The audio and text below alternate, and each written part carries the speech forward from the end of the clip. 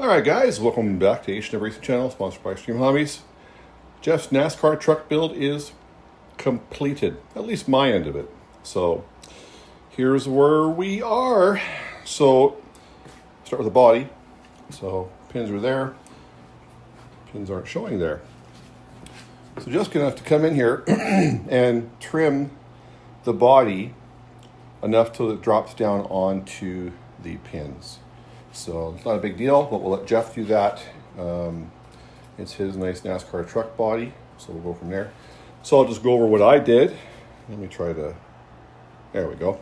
Okay, so what I did, excuse me, was we finished the gearing.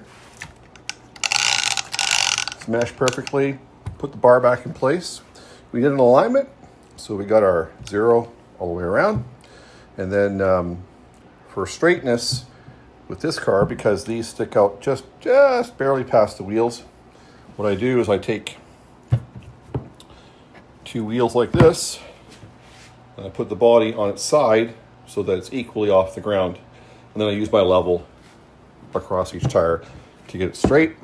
So that's been done. I had to reroute his other antenna, which used to live here, tied down. So now we've got this in here, and we've got our V, which is what they asked for reception. That's about it. I think, Jeff, a couple of these tires, actually all four of them are not balanced, which we do. And I think that he's got one bent one. So we're going to get some new tires for it, and we'll balance them. But in essence, the build is done. Pretty happy. Just going to come over and trim his body, and we're going to build some battery straps. So when he wants to run 8S, he can. The droop has been set, so I had a battery in the car. And I set the droop, so the front end lifts equally off the ground, both tires at the same time, and same for the back. Car just required a little bit of nose weight. Not a lot, just a little bit according to the scale. And yeah, so overall pretty happy. I don't think I missed anything. I think Jeff will be pleased, and then he can start running his NASCAR truck. We have a future plan for this RC. He has a V2 chassis, just the chassis, and we have the Pinocchio spool.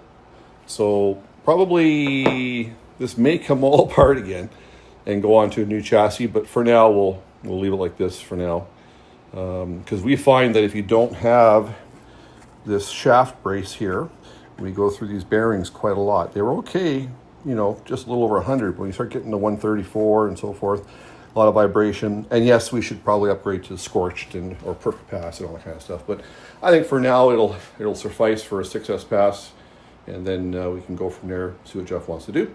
But yeah, not too bad. A couple days work there. So overall, pretty happy. Looks pretty good.